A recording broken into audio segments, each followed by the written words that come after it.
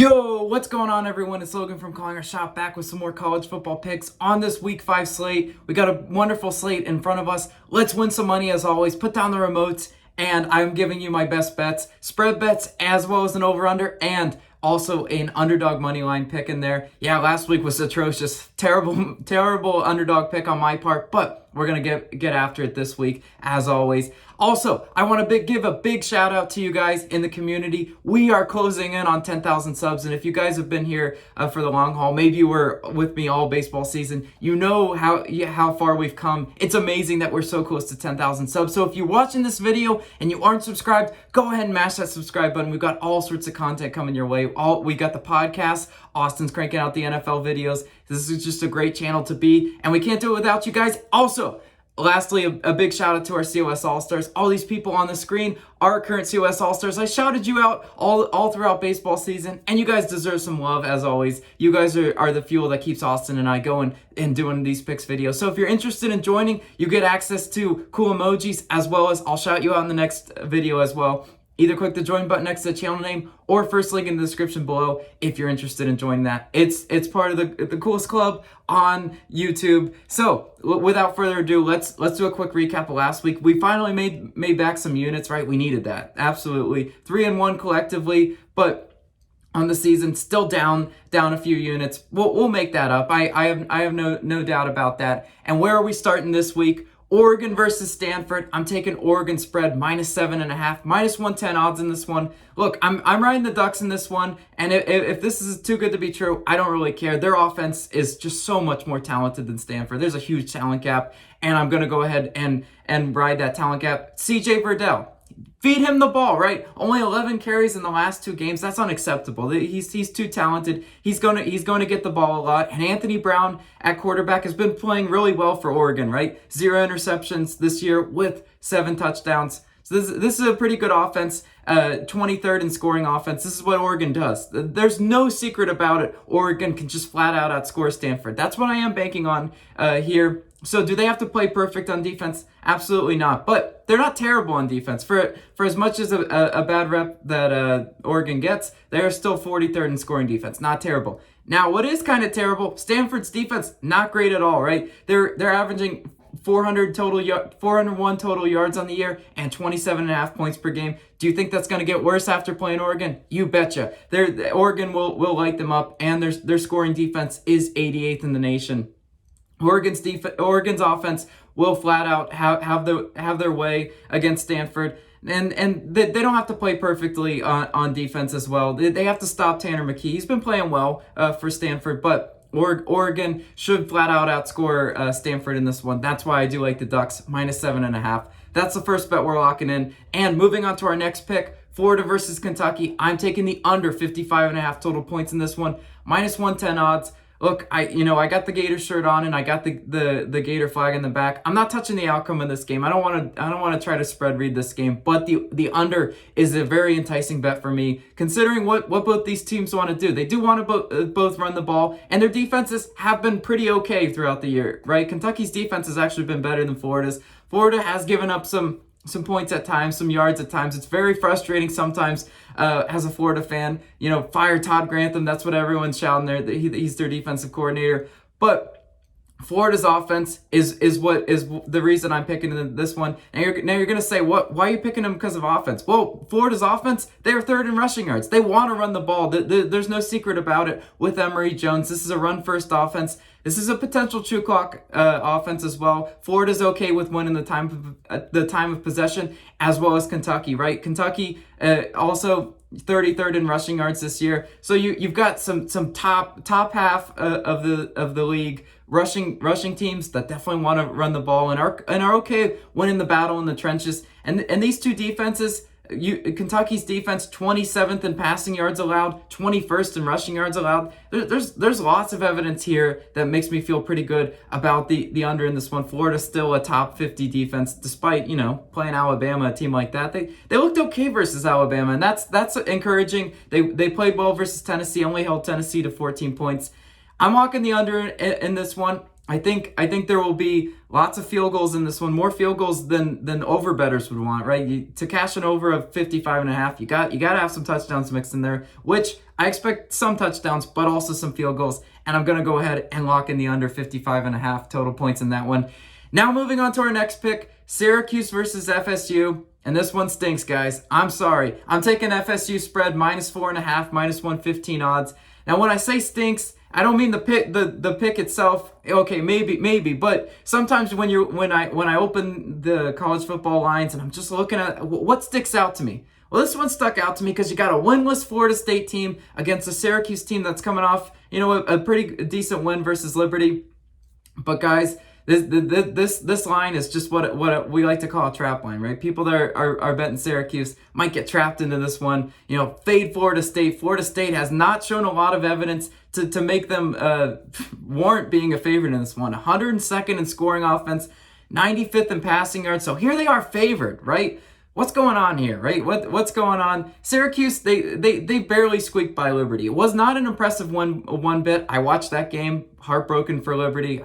I wanted Liberty and I had Liberty, but it's okay. Syracuse got very lucky. Their defense is what held them in that game. And quite honestly, I think Florida State is due a win. Here, they can't play worse than they have, being winless and losing to teams like Jacksonville State. Like, what the heck is that?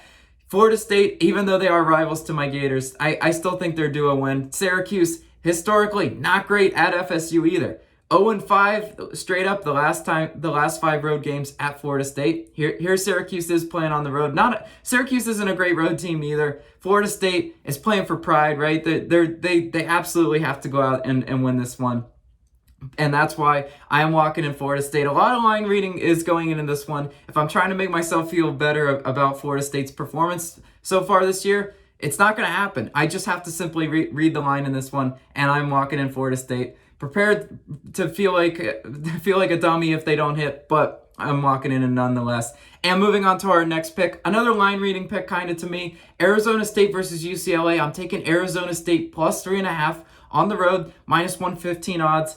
I'm riding with the Sun Devils and Coach Herm in this one, pretty much because this line stuck out to me again. UCLA is going to probably attract a lot of attention. A lot of people are DTR fans and Charbonnet, right? It's an easy team to root for. But Arizona State, they've looked impressive, right? Coming off a good win versus Colorado. And DTR, the quarterback for UCLA, his shoulder injury, he's probable for this one. He's probably going to play, of course, but that shoulder injury at a quarterback spot, nothing to overlook by any stretch of the imagination. Arizona State's offense, what do they want to do? They want to run the ball. Of course, that's what they want to do. They're 25th in rushing yards, and this is going to be an interesting matchup. I'm interested to see what UCLA's defense is going to do, because they are really good in rushing yards allowed, right? 5th in the country. So Arizona State's going to want to run the ball. Can UCLA stop them? They've done pretty well at that edge, but UCLA's pass defense has been atrocious. 127th in passing yards allowed this year. So Arizona State, maybe they don't get the ground game going as much as they want, but they should be able to easily throw all over UCLA. Arizona State's defense, by comparison, 20th in scoring and 5th in passing yards allowed. So the Arizona State's defense played pretty solid as they have this year, and they might be able to come out there with a win or a cover at the very least for us at that plus 3.5. I definitely think Coach Herm and the Sun Devils are in line for the cover in that one. So I'm going to go ahead and lock that one in. Now moving on to the underdog money line portion. I call it an upset pick. I call it an underdog pick as well, but we're taking an underdog in this one. Texas versus TCU. I'm taking TCU money line plus 165. Go Horned Frogs. This is one of the better matchups of the weekend. Now here you go. I always like to look at trends, right? And take it at what it's worth, right? We're not picking solely on trends, but Texas is 1-6 straight up in their last 7 versus TCU. Yeah, horns down, right? I would absolutely love to see some horns down this weekend. Let's look at what Texas has done recently, right? They beat up on Texas Tech. Congrats. You put up a million points. That's what you do, right? In the Big 12, just score. They beat up on Rice. Congrats, right? But they also lost to Arkansas, and they didn't look impressive versus the Raging Cajuns. So here you go, Texas. Or am I feeling great if I'm a Texas better in this one on the road? I'm absolutely not, right? I can't trust Texas. TCU is coming off a disappointing loss versus SMU. I expect TCU to bounce back in this one, playing rival Texas. I mean, don't they want to beat Texas so badly? Everyone wants to beat Texas. Everybody in the stands wants to put horns down. It's what makes college football great. Texas's defense has not been great one bit, right? They absolutely need the offense led by Casey Thompson and Bijan Robinson. They need those players to score because their defense is not doing them any favors. 81st against the passing yards and 94th in rushing yards allowed. So, Texas's defense is definitely vulnerable for TCU and that offense. 28th in scoring offense and also 28th in rushing yards offensively for TCU. TCU's defense is gonna have to step up. Those weapons, as I mentioned, for Texas are really good. They put up 1 million points last week, and that's why they're underdogs in this one. But I think they stand a really good chance at cashing, not getting blown out. Right? They're playing for pride. This is an in-state battle versus Big Brother Texas. They absolutely want to win and make a statement at plus 165. I love the value in that one, so I'm gonna go ahead and lock in that one as our underdog pick of the week. Now, moving on to our last pick. Now, in weeks past, I've done a teaser, and you know what, guys? I just can't do another teaser. I can't get hurt. Last week, we had all the teaser legs hit, and then BYU versus USF made me stay up late, and in pain because BYU just coasted that game and did not cover the last leg of the teaser. So teasers in college football, you have to tread lightly because these teams just there's too much parity. So instead, I'm going to take an Ivy League showdown. You're like, well, Logan, why? Well, because I'm going to be at this game. So I'm just going to let you know, Dartmouth versus Penn. I'm taking Penn plus 6.5, minus 106 odds. Yeah, you know what? I will be in attendance at this game. Also because my girlfriend also goes to Penn. So, you know what? Let's have some fun. This game is going to be on ESPNU for any of you guys watching. Yeah, if any of you are interested in tuning into some Ivy League football, look, the analysis in this one, I'll keep it brief, right? Because, to be honest, I haven't watched enough Ivy League football to be super educated on this one. But looking at the stats, Quinelli and the Penn offense averaging 22 points per game, that's decent, right? Decent enough to beat Dartmouth. Dartmouth's defense has been giving up 120 rushing yards per game. That's sizable. Isaiah Malcolm at running back for Penn.